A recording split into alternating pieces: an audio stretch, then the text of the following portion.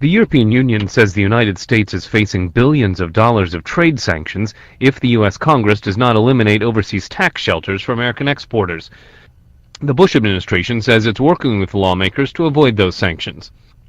The trade dispute centers on a ruling 3 years ago that found the United States violating World Trade Organization rules by allowing overseas tax shelters.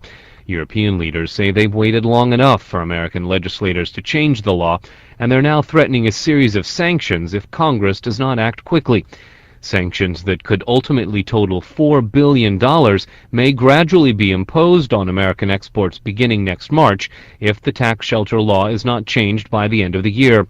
White House spokesman Scott McClellan says President Bush is working with Congress to repeal those provisions and avoid what could be crippling trade sanctions at the start of an election year.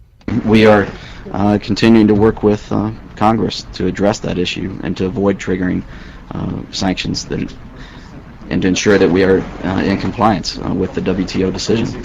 Mr. McClellan says the president is strongly urging both the House and Senate to pass legislation this year complying with the WTO decision. But it's not just Congress that must act to avoid penalties. More than $2 billion worth of European trade sanctions could begin in December if President Bush does not lift U.S. steel tariffs. He imposed those tariffs to win support from steel-producing states that were losing jobs to cheaper imports. But those tariffs have also resulted in higher costs for American manufacturers that use steel. Scott Stearns, VOA News, at the White House.